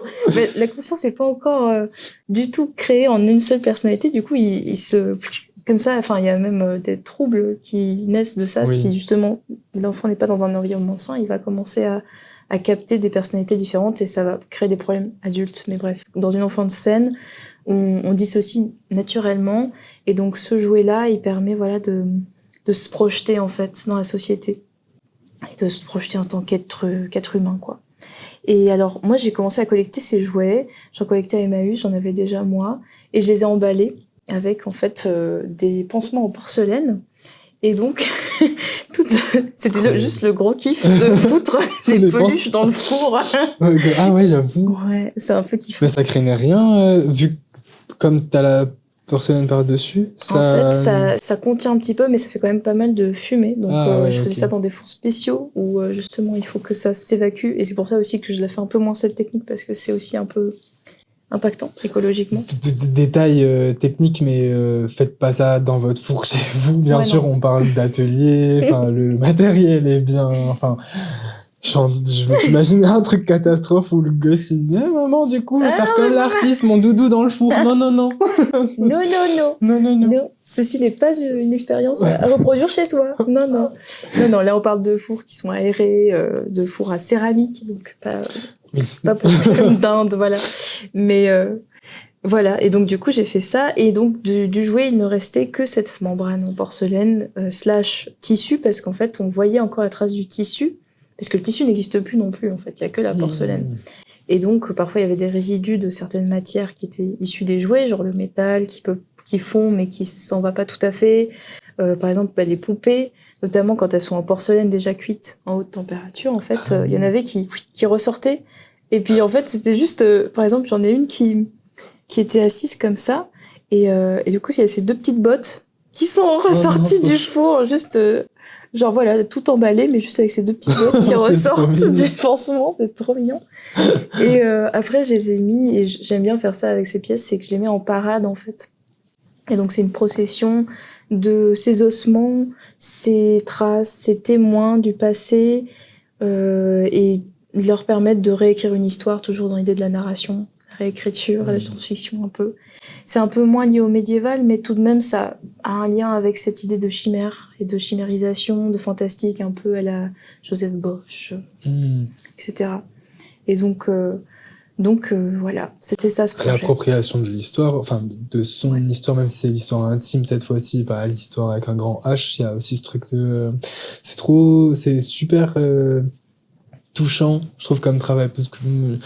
je lutte avec mon propre doudou. Je l'ai arrêté pendant 1 an et demi et en fait, comme on a dit avant, on va pas revenir sur tous ces sujets-là, mais c'est vrai qu'il y a quand même ce truc vraiment primaire, un peu animal où s'il est là, tout de suite ça apaise quelque chose en moi. Et donc quand j'ai vu ton travail là, c'était en 2021, c'est ça, je crois. Ouais, c'est ça, 2020-2021, c'est vraiment Covid en plus. Enfin bon, moi j'ai passé mon diplôme au Covid, c'était n'importe quoi, il y avait zéro de mes profs, enfin bon, c'était quelque chose. On était tous avec des masques, et du coup j'avais parlé de ce discours du soin parce que c'était tout mon travail à ce moment-là. Bah ouais, tu m'étonnes en plus, enfin du coup ça fait tellement sens. Ouais, mais moi ça a été un parcours compliqué, les arts déco, etc. Le parcours artistique au début c'était super, Puis après, j'ai dû un peu faire ma place. Enfin, moi, je sais que après l'école, c'était super. Ok. Mais pendant, c'était compliqué. Et en tout cas, ce diplôme, avec toutes ces présences un peu de réparation, de tentative, enfin, c'était assez ironique, mais dans un sens, c'était inspirant, le Covid, Ouais, tu pour m'étonnes. ma pratique à ce moment-là. Voilà. Ouais, c'est vrai que ça, en fait, c'est marrant le truc un peu dézoomé où artistes qui travaillent sur les doudous et la réparation et le soin et tout, alors que genre mondialement il y a une pandémie, il y a ça fait quand même et ils en ont pensé quoi? T'es là-bas à l'école, ça Bah, c'était un peu, justement, un peu particulier. J'ai vécu un diplôme où je pense qu'ils ont voulu me faire sortir des mots, genre écoféminisme, voilà, machin, OK. tout ça. Et en fait, moi, je me reconnais à fond dans ces mots-là. C'est juste que à l'époque, je me disais, oh, on va y aller tranquille, je vais peut-être pas les harceler avec tout ça. Et je pense que dans ce sens-là, ça a été un peu mal compris. Mais dans un autre, il y avait en même temps ce truc de, ah ouais, c'est hyper bien. Et du coup, j'étais un peu genre, Oh, ok, oui, bah oui. bon, si c'est qu'une question de discours, mais ça, C'est oui. pour les étudiants en art, ne vous inquiétez pas si vous y arrivez pas au niveau du discours. En fait, c'est un gros sujet. J'ai été moi-même jury avec des gens. On a du mal à faire la différence entre le discours et la personne et son travail. Et ça, c'est pas de votre fait. C'est juste que, en fait, c'est un entraînement. Ça demande beaucoup de temps. Surtout, ce que je trouve important, et ça, c'est le problème avec parfois les jurys d'école d'art, c'est que, en fait, le plus important, c'est d'être authentique avec son travail. C'est pas de bien parler, c'est d'être authentique avec son travail. C'est pas du tout la même chose. Et ce qu'on demande en école, c'est de bien parler. Donc, c'est pas parce que tu fais un bon travail que tu parles bien et inversement. Moi, on en a parlé en off aussi avant un petit peu. Ouais. Oui, effectivement. Il y a, pour l'avoir vu aussi, des gens qui ne sont pas forcément dans une réflexion personnelle, machin, quand ils créent ou quoi. Enfin, ils essayaient vraiment juste de faire plaisir aux profs ou au jury. Si c'est vrai, il n'y a pas de souci, mais c'est juste utiliser, encore une fois, l'émotion ou l'empathie pour faire revaloriser ton travail, alors que si juste t'étais allé en toi pour savoir ce que t'avais envie de dire, tu serais peut-être allé vers un autre médium, enfin bref. C'est pas évident, donc je me range de son côté aussi pour vous dire que si vous êtes en études, juste soyez le plus authentique envers vous-même et en ce que vous avez envie d'exprimer, et puis avec le temps, le discours il viendra de toute façon. Oui. Parce que je présente pas du tout mon travail de la même façon aujourd'hui que il y a 5 ans ou clairement. Bien sûr, normal. Oui, vaut mieux ne pas se fabriquer et rester soi-même que de se fabriquer tout de suite et en fait de pas tenir le rythme d'une personnalité qu'on n'est pas. Ouais, c'est clair. Ça, c'est vraiment très important. Ouais, c'est clair. Voilà. Ah, il y a plein de conseils très très bien là. Prenez des notes. J'avais noté aussi tac tac, mais je sais plus c'était bon, peut-être en fait tu vas le savoir tout simplement. J'avais aussi noté, je crois que c'était l'année dernière où t'as travaillé avec la Maison des Femmes, non? Oui. Est-ce que t'as envie de parler un petit peu de ce projet parce que vu que l'épisode qui est sorti en décembre c'était sur les VSS, on a un petit peu parlé de la Maison des Femmes avec Anaïs. Okay, je me dis ça pourrait être ouais, ça fait une continuité à fond. Bah en fait, j'ai pas été ultra impliquée dans ce projet parce que ça s'est passé à distance. Mais en fait, c'est une amie, Jeanne, qui est donc à l'IESA.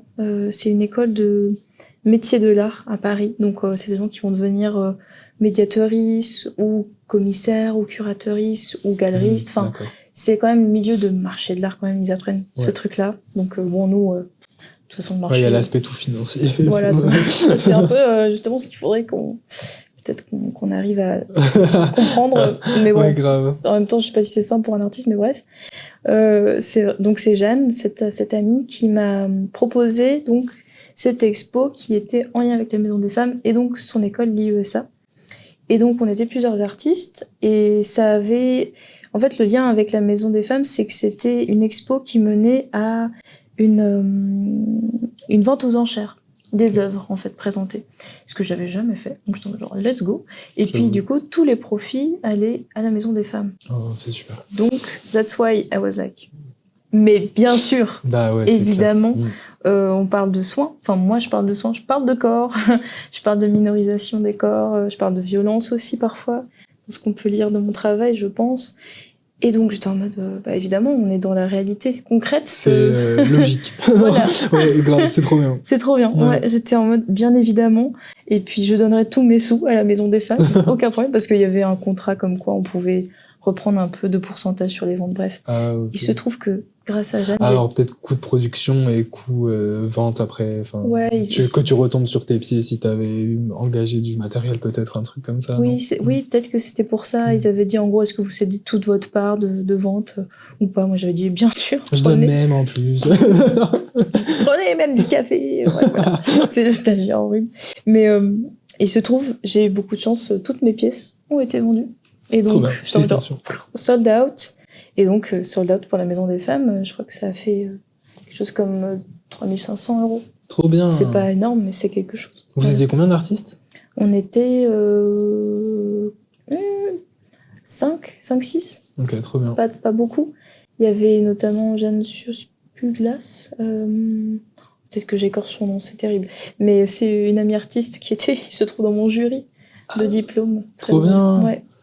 Pas Voilà. comme quoi. Non, mais des fois, il y a des moments où tu peux pas l'expliquer. Il y a soit une proposition ou une opportunité ou quelque chose, et quand tu vas un petit peu prendre du recul, justement, ce que tu viens de faire en disant, c'est la Maison des Femmes, je suis invité comme artiste, je présente du travail par rapport aux soins, à la réparation, les minorisés, minorités, les femmes, les mâches. Enfin, c'est comme si t'as un peu l'univers qui te dit, on te voit. Là, c'est le moment qui te confirme continue. C'est bien. T'es sur le bon chemin. Bah, ça m'a fait plaisir, franchement, de participer à ce projet. C'était trop bien. Et donc, je pense que là, vraiment, c'est l'action. En fait, c'est fou de se dire, on travaille sur le soin. On va, du coup, concrètement, donner un accès aux soins, si on peut. J'ai eu des petits frissons. Ah. Ouais, ça m'a parlé. Ouais. Pardon, je t'ai coupé. Non, mais grave. Non, mais ça me touche. C'est vrai que c'était très puissant, juste cette pensée de se dire, on fait un truc, ça a une vraie conséquence dans la société, parce que souvent, quand on est artiste, on est seul face à son travail, on est un peu dans son monde, machin, puis parfois, on est en mode, je parle que de moi et tout. Et en fait, non, en fait, techniquement, pas tellement. Enfin, il y a des moyens comme ce genre d'initiative qui est hyper bien, de connecter entre l'art et la vie, et c'est trop important de dire oui, évidemment, à ces choses-là. Et surtout en fait, c'était porté à distance, du coup, moi, j'avais quasiment rien à faire. J'ai pas pu être là à l'exposition, j'avais trop de trucs à faire. Mais le vernissage s'est très bien passé, la vente aux enchères aussi, manifestement. Beaucoup de gens ont vendu des œuvres au profit de la maison, et c'est trop bien. Voilà. C'est vraiment trop bien. Et je sais pas si ça peut t'aider. Après, je sais qu'en tant que femme, de toute façon, vous culpabilisez toute votre vie, mais ne t'en fais pas de quand tu dis t'as toujours peur de parler que de toi ou autre chose. Quand on t'entend, en tout cas, quand t'exprimes un peu ton travail et ton objectif et tout, on sent que tu te places parmi celles que t'as envie d'aider, mais sans prendre le pas. Je sais pas si ça fait sens. J'ai pas l'impression d'entendre Valentine, moi je. J'entends Valentine qui a compris ce qu'elle représentait dans la société et qui du coup tente maintenant d'améliorer les prochains jours pour toutes celles et ceux potentiellement qui te ressemblent ou qui se reconnaissent dans ton discours. Mais je vois pas quelque chose de ça me rassure. ultra auto-centré ou quoi que ce soit. It's not me myself and I. Non, on a tous moi, j'ai de la chance d'avoir un socle de vie très, on va dire, je me sens bien avec moi, ça va. C'est pas facile tous les jours, mais je sais que je suis là, j'existe. Donc ça, c'est très important. C'est vraiment, j'ai eu une enfance dorée à ce niveau-là. C'est genre, ça se passait bien, puis après ça s'est moins bien passé. Mais en tout cas, les premières années de vie étaient solides assez pour me rendre un état de soldate / chevaleresse de plus tard. On embrasse ta maman, hein. Ah, merci, maman. Visiblement. Je l'aime. Elle est géniale. Elle se reconnaîtra. Ouais, c'est juste, tu l'as dit plusieurs fois un peu dans notre échange où j'ai pas forcément ça, donc je le reconnais toujours. Ça va, hein, y a pas de souci. Et j'ai 2 belles-mères incroyables, parce que maintenant, James, il a 2 mamans, donc c'est... Oh, that's so cute. Ouais. Ah, c'est merveilleux. Donc maintenant, je peux relate un petit peu quand j'entends des mamans ultra bienveillantes ou qui enfin bref. Non, mais les complexions, la parentalité. Enfin, moi, c'est de l'autre côté que ça ne va pas trop, du coup. Mais Ouais, c'est on jamais évident. Et pourtant, évident. c'est une phrase de ton papa qui t'a quand même... Ouais. Bah, c'était toute l'histoire, en fait. C'était défaire ce scénario parce que cette personne, enfin, en tout cas, cet objet de la cotte de maille patriarcale, dite par mon père, le patriarche, qui m'a donné ce nom, dont je ne voulais pas forcément, juste vu la personne que c'est et les violences qu'il a fait subir à ma famille. Du coup, j'étais en mode genre, ok, on va changer le scénario. Voilà, tout simplement. Non, en fait, c'était écrit.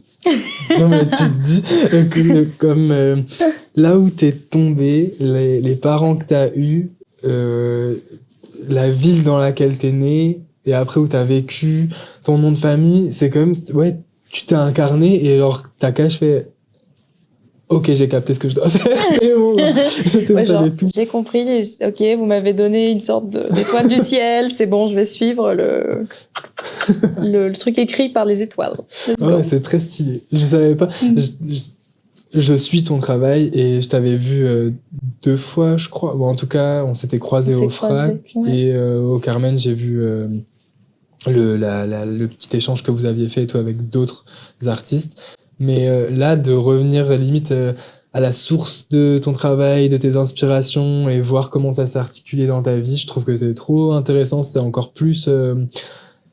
Je suis pas très sensible d'habitude à tout ce qui est médiéval, mais je sais pas, avec toi, et surtout à Plan d'Est, la dernière fois, quand t'as dit que c'était les armes, une sorte de réappropriation via la douceur, mais qu'il y a cette tension entre force et vulnérabilité et tout, je me suis tellement reconnu, j'ai dit ce serait bien qu'elle vienne raconter un petit peu son travail. Mais c'est trop cool. Mais ça me fait plaisir si ça peut te parler. Ouais. Je pense qu'on arrive au moment où si t'as envie de raconter quelque chose en particulier ou de parler aussi de ton actualité, si t'as des choses... Non, là, vous la dérangez pas, elle est en vacances. Vacances, ok. Vacances auto-définies pour prendre soin de son esprit. Ouais, les vacances vont durer jusqu'à lundi, je pense, faut que je m'y remette. Ouais, je comprends. Mais bon. C'est demain lundi. Hein. Ouais, purée. Mardi. Mardi, allez, on va essayer. On va essayer mardi. Mais, écoutez, ouais, non, moi, je pense que tout ce qu'on a dit, c'était quand même vachement important. Je pense qu'il faut se donner des lieux de soins et que l'art et la vie aussi, c'est très important de le connecter d'un point de vue de son entourage et de sa famille et sa famille choisie, si l'âge famille normale n'est pas là. Mais, c'est super important de connecter avec les bonnes personnes. On n'est pas obligé de se disperser sur 3000 fronts. On a des personnes phares et c'est aussi ok. Et c'est aussi ok d'avoir des petites relations avec des petites personnes. Enfin, de prendre le bon dans la vie. Et c'est la même chose dans l'art. Faut continuer à tout le temps à s'amuser, essayer tant qu'on le peut, parce que moi, ça, c'est un problème aussi, c'est pas faire de cette passion uniquement un travail, et donc ça devient tellement pesant que du coup tu deviens en burn-out. C'est trop dur. C'est trop dur. C'est trop dur. Ouais. je pense s'il y avait un revenu non, je sais pas. J'allais la continuité des revenus. Ouais, il y a quand même un petit peu ça, je pense, parce que du coup les rentrées d'argent sont pas stables ou quoi que ce soit, et donc t'es toujours dans l'anticipation de pouvoir payer ton loyer, manger, machin, truc bidule. Et ça fait que la création n'est plus uniquement un jet naturel comme ça, une expression de soi. Il y a une utilité concrète aussi. Oui, il y a le besoin de manger. Qui est la vie, tout simplement. Mais on s'en sort bien, je trouve. Franchement... Ouais. Ça va. C'est pas évident, mais bravo. Bravo à nous. Bravo. On peut se féliciter. Non, je m'estime extrêmement chanceuse. Et je pense que la chose qui m'a permis d'aller dans cet endroit-là, je pense que c'est vraiment suivre son obsession, comme je disais. Et vraiment, continuellement se challenger à aimer ce qu'on fait. C'est pas facile, mais vraiment, il faut essayer de replonger sur le pourquoi. Si à un moment donné, il y a un blocage, pourquoi je fais ça, en fait? Qu'est-ce que ça me plaît? Qu'est-ce que ça correspond? Et si c'est juste une question de... tout simplement, on n'arrive même pas de sortir de son lit. Ce qui arrive du coup avec l'actualité récente, c'est normal. De se dire, j'essaye une chose par jour. Et c'est déjà ça m'aidera. Et puis après, la chose suivante, etc. Moi, ce qui m'aide, c'est vraiment d'essayer d'aller à l'atelier tous les jours. et de séparer un peu les tâches, justement. Je ne fais pas d'administration dans mon atelier, par exemple. C'est hors de question. Enfin, je faisais ça et j'ai... alors ça, c'est Fabien Olicard qui m'a... le youtubeur mentaliste que j'adore. Bien sûr. Bon, il fait son autopromo en permanence, je l'adore, mais... Parce qu'il fait son spectacle, non? Un truc comme ça. Il fait son spectacle. Bon, il dit, je suis Fabien Olicard, tout ça. Mais je trouve ça trop drôle. Moi, c'est un personnage. Ça va. Franchement, niveau des mecs, c'est un des moins problématiques, je pense. Si c'est juste ça, bon. Ouais. Mais enfin, en tout cas, il a un truc sur... juste, il rassure sur le fait que neurologiquement, on n'est pas toujours fait pour faire plein de choses en même temps. Il y a des gens qui savent bien naviguer là-dedans. Ça dépend de chacun, chacune. Mais il paraît voilà, que séparer ses zones de travail, ça aide bien aussi pour juste retrouver une sorte de sentiment de comprendre ce qu'on fait, en fait. Genre, ou tout simplement éduquer son cerveau qui littéralement fait des connexions neuronales tout le temps à là, c'est l'espace de la création. Parce qu'en fait, l'environnement et la personne, c'est intimement lié au niveau du cerveau, en fait. Genre, là, c'est le lieu du podcast. Du coup, on est en mode podcast.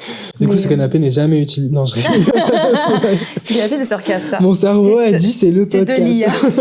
Si Jen se pose dessus, je mets le micro. Alors, comment était ta journée? Terrible.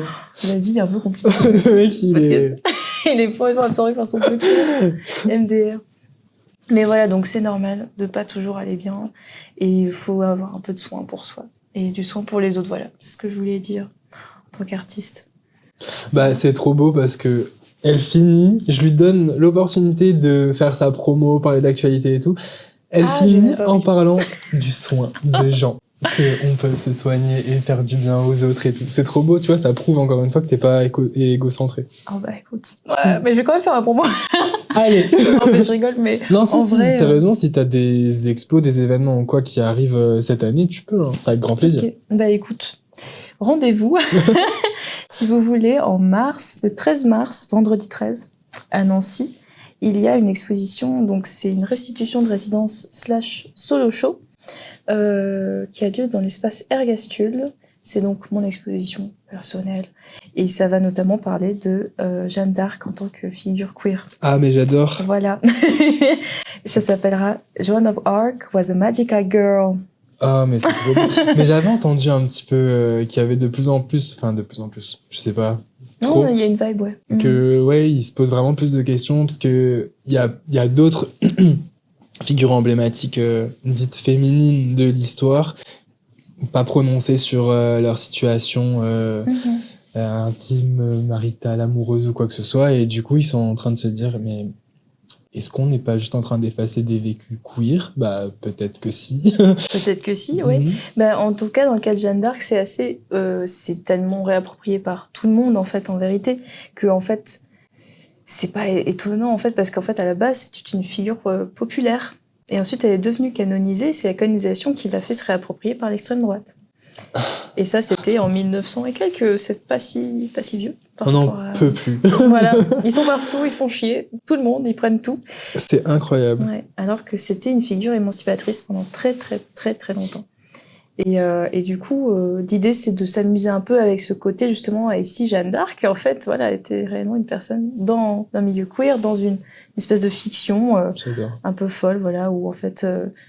En tout cas, c'est aussi inspiré de vraiment sa vie, où en fait, c'était quelqu'un qui n'aimait pas faire la guerre, mais qui avait une sorte de mission un peu, voilà. On peut aussi parler de Elle allait à fond dans son obsession, finalement. Elle a suivi tes conseils. Elle a suivi mes conseils. Jeanne, on se comprend.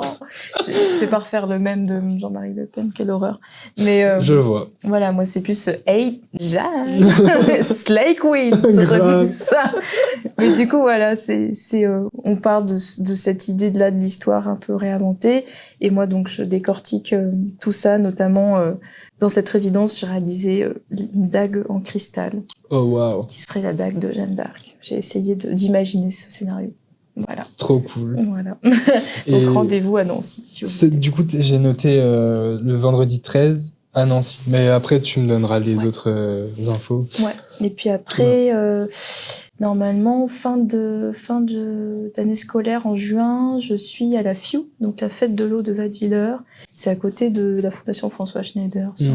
C'est un petit festival à côté de ça. Ils sont un peu en partenariat, mais voilà. Okay. Et donc, je vais normalement travailler sur la figure de Mélusine. Voilà, on a fait des os. Trop bien. Voilà. J'étais fan quand j'étais petit. C'est vrai? Gros fan de tout ce qui était livre des fées, les grimoires, les machins. Et c'était mon univers. J'étais à fond dedans. Pour moi, ça existe. En fait, oui. ils sont là. Mais ils sont là et ils s'appellent la communauté queer, tout Oui, simplement. C'est clair. Ils sont au Carmen. Tous les jours. Au Diamant d'Or. Trop drôle. Non, mais Ah voilà. bah trop bien. Bah un juin, je serais chaud à passer et tout. Et À fond. à l'inverse, si t'as envie, moi... Non, c'est bon, je l'ai annoncé. En juin, j'expose à l'église Saint-Pierre-le-Vieux. Ah, trop bien. J'ai mon exposition Trop cool. personnelle Éclosion. Et du coup, ça parle de comment l'art m'a accompagné sur mon parcours et à comprendre aussi mes zones d'ombre, mes zones des fois un petit peu plus de lumière, machin, et pour accepter au final le tout, mais je t'en Oui. reparlerai. Mais génial, trop Ouais. bien. Bah, je viendrai à fond. Oui, Ah. vous venez aussi. Non, Ça va être trop bien, là, juin sur une expo, après le festival, après... de toute façon, je mettrai tout en barre d'infos, comme Oui. tes réseaux aussi. Avec plaisir. Voilà, moi, c'est Côte, comme T'as- Côte de Maille. C'est Côte de C'est Maille. Côte de Maille. Instagram, c'est pour ça que je dis ça. Voilà. T'as que Instagram ou il y a d'autres réseaux? À part ça, j'ai T'as Facebook. YouTube, J'ai YouTube. C'est pour voir mes pères surtout. Mais c'est si voilà. tu veux. It's ok. Ok. Mais bientôt j'aurai un site avec un bon graphiste, avec un peu de chance. J'ai une autre expo. Ah, non, Ah c'est bah pas ouais. grave. Non, mais c'est en mars. Toujours en mars, Bah, deux c'est- expos. À Metz, à Blida. Voilà, si jamais. Ok. Un duo show avec Chloé Saxic, une autre artiste qui est très chouette. Et ce sera sur Voilà. quoi? C'est sur, je pense, l'interaction entre nos deux pratiques. Elle, c'est sur les escargots. Elle travaille sur les escargots. C'est Ok. très drôle. Et donc aussi la réparation, les métiers d'art, quand même vachement liés aux métiers d'art. Et donc, on va faire un espèce d'aller-retour, de dialogue entre moi, plus des pièces de type dessin, parce que j'aurai pas beaucoup de céramique, elles seront toutes à Nancy. Mais quelques épées quand même en émaillé et tout. Vous allez voir. Ah si, c'est super intéressant ça. Mais Rien voilà. que de voir un peu parce que du coup, il y a un dialogue entre Ouais. vous deux. Oh. Donc voilà, ce sera en même temps, mais pas au même endroit. Mais c'est pas grave, ce sera noté quand même. Mais oui, les choses viendront au fur et à mesure. Trop bien. Eh bien, merci beaucoup. Franchement, j'étais trop content. Déjà, je l'ai gardé 45 minutes avant de tourner parce qu'il y avait encore mon mari qui ne partait pas. Donc bon, ça fait un moment déjà que tu as accepté de m'accorder ton temps. Je te remercie. Vraiment, c'était trop intéressant. Je pense qu'il y a plein de trucs qu'on pourra continuer à se dire, à en parler, parce que dans ton discours, il y a plein d'accroches que j'ai eues, mais je veux vraiment que ça reste focus sur toi. Trop mignon. Mais je reviendrai avec des messages en disant que quand t'as dit ça et tout, moi ça m'a fait penser à ça. Ouais, grave. Non, mais c'est à l'infini. Mais non, mais c'était trop bien. Bah, merci beaucoup. Bah, C'est j'espère trop que accueilli. ça allait, ça t'a plu. Ça m'a plu. Si, ça m'a plu. C'était super. Non, franchement, c'est trop bien. Et puis, trop bien ce canapé de podcast, donc. Oui, tout à fait. Donc, j'ai activé ma parole comme ça. En étant Ah si, il y a un truc que James il m'a conseillé qu'il faudrait que je fasse maintenant à la fin des portraits d'artistes. Mhm. Est-ce que tu pourrais ou voudrais me proposer ou me conseiller une ou un prochain invité que je contacterai, pourquoi pas Il y a Oui. d'autres personnes qui sont prévues, mais je me dis ça peut être sympa qu'à chaque fois je crée un lien entre les personnes que j'ai déjà reçues et les personnes qui sûr. vont venir. Mhm. Voilà. Bien, je vais citer Yoshikazu Goulven Lemaître, un artiste strasbourgeois qui est donc mon copain. Mais pas seulement parce que c'est mon copain, mais parce qu'il fait un super travail de sculpture lié à l'écologie. C'est une personne très sensible. C'est un mec cis, mais qui est super cool. Et bon, cis, voilà, ou hétéro, je sais pas trop. On est plutôt tous les deux un peu fluides là-dessus. Mais en tout cas, il est vraiment super. Il a un super travail. Sinon, il y en a tellement. Il y a Mathias Martinez, qui est aussi mon coloc, mon meilleur ami, qui fait de la BD, qui est gay, Ok. super gay, et il en parle dans son travail, et c'est génial. Ah, trop bien. Et qui est aussi ami avec Mona, que tu as déjà invité. Ok. Donc c'est un peu. En fait, il était en gravure avec moi il y a longtemps. Ok. Donc c'est deux personnes, voilà, qui pourraient carrément t'intéresser sur différentes questions, totalement. Bah, avec mais- plaisir. J'ai jamais invité de garçon. Bah, voilà. Bah. Bon. Bon, bah, Écoute, je te conseille des mecs, mais bon... Ah non, mais ça me va. Hein. C'est juste que... Non, on va pas aller sur ces sujets. Écoute, moi je suis ok, il n'y a pas de souci. Si on conseille des gens bien, il n'y a pas de problème, de toute façon. Ouais, je réfléchis encore un petit peu quand même. Ouais, bah t'as tous les gens du Bastion, trop stylés, mais... Faut que j'aille au Bastion, en fait. Ouais, faut que t'ailles au Bastion et que tu fasses une espèce de podcast de tous les gens, mais... Ça serait trop bien. Ça serait trop bien. Ah, Mais ça serait vraiment trop bien. je dirais, dans tes intérêts, t'aurais aussi Maëlle Magnin-Fesneau, qui est une peintre, et qui est donc... genre l'atelier à côté de moi, qui travaille sur Monique Wittig aussi, et qui a fait au Carmen récemment une intervention avec une personne, je crois que tu as déjà invité en podcast, qui fait du yoga. Laura, voilà. C'est l'amie de Laura. c'est trop drôle. Voilà. Et Laura, qui est la personne avec qui on a fait le podcast sur prendre soin de soi, qui a été tout l'épisode du care, de comment le faire. Et... Voilà, donc ça pourrait faire des ramifications. Donc Maëlle pourrait carrément être intéressante.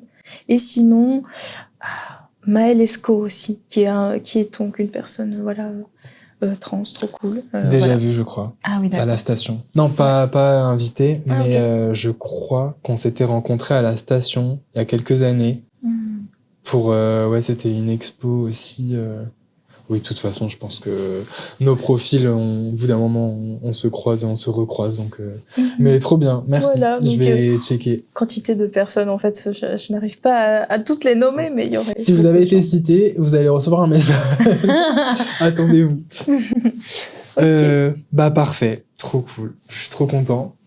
Je pense qu'on peut s'arrêter. On peut s'arrêter là. Ouais. Merci beaucoup, c'était trop bien. Merci à toi. Encore Valentin. merci à toi. Vraiment. En plus, on était tout shiny et tout aujourd'hui, tout bien, tout beau. Non, en vrai, le velours, c'était aussi ce que portaient les chevaliers il y a longtemps. Ah ouais. C'est pour ça que j'adore le velours. Mais j'adore. En plus, cette couleur, elle est trop belle. Le vert, c'est génial. Ça fait très rich. C'est très rich. Et toi, c'est vraiment genre... It's my shiny armor. Ouais, j'adore. Shiny. Il y a d'autres portraits d'artistes qui sont prévus et du coup, je vais envoyer plein d'autres invitations. Merci Valentine. On se retrouve très vite sur le podcast ou pour un portrait d'artiste. Et en attendant, bien sûr, prenez soin de votre monde intérieur. Bye bye. Ciao.